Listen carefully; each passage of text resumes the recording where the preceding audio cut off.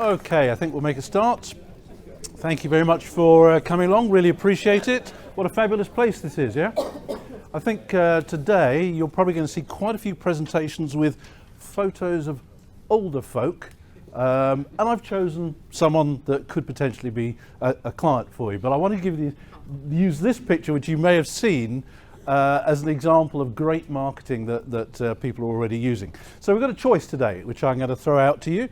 We can either spend the next half an hour with some theoretical fluff around marketing and lead generation, or we can go straight to the good stuff with stuff that actually works. So hands up for the fluff, hands up for the good stuff. Well, I think that's what we'll do. Okay, excellent. So I just keeping it topical.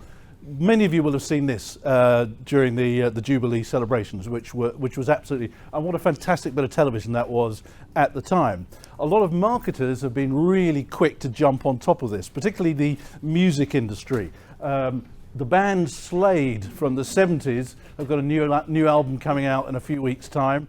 So they're really quick to jump on top of this as well. Status Quo as well, those of you who don't know Slade or Status Quo, if you're working in the later life market, you need to know those bands, okay?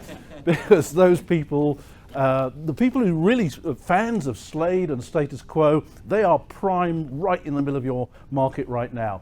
And White Snake as well, they're on a world tour at the moment. So marketing can be fun, it can be creative as well. But what I really want to do is just first of all give us a bit of background as to what's going on, and then some stuff that you can really do.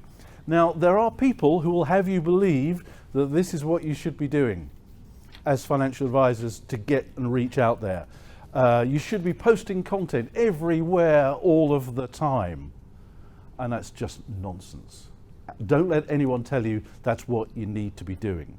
Some of it, yes, but what we really need to do is to get a lot more focus into this so that we can really focus on what actually works for you so that you can reach the clients that you actually want to work with. I don't know, any of you on LinkedIn, just out of interest? Okay, now put your hands up if you know why you're on LinkedIn. Interesting. If you're on LinkedIn, you may get approached at some point by people that say, give us £1,000 a month and we will reach out to all the clients that you'll ever want. I mean, once you really get to know LinkedIn and some of its techniques behind it, you will discover that you don't need to do any reaching out at all. If you position yourself correctly, aimed at your ideal client, they will find you, they will come to you. And that's the power of knowing how this stuff works. So the idea that we should be doing everything, everywhere, all the time, absolute nonsense. So let's just go back in time a little and have a look at what used to work back when I first started in financial services in 1978. And this was the stuff that financial advisors were doing at the time. Lots of networking, lots of seminars, lots of client events. And you'll notice that it's all quite proactive. Whereas if we look at what's going on today, social media and the internet has made us very, very lazy. There is this kind of perception, okay, if I have a profile or if I'm on Google, all I do is got to sit tight. To some extent that does work, but we've lost the proactivity side. There's still a bit of proactivity going on. We're starting to see people go back to networking events now that we're kind of through COVID. We're starting to see financial advisors putting on seminars.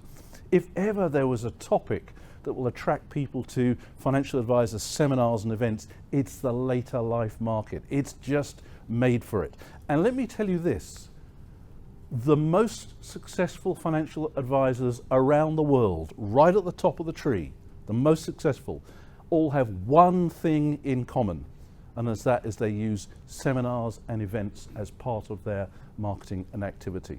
And I know that's easy for me to say, and some of you saying, oh, I get that, Phil, but how do we get bums on seats? Well, it's just a process.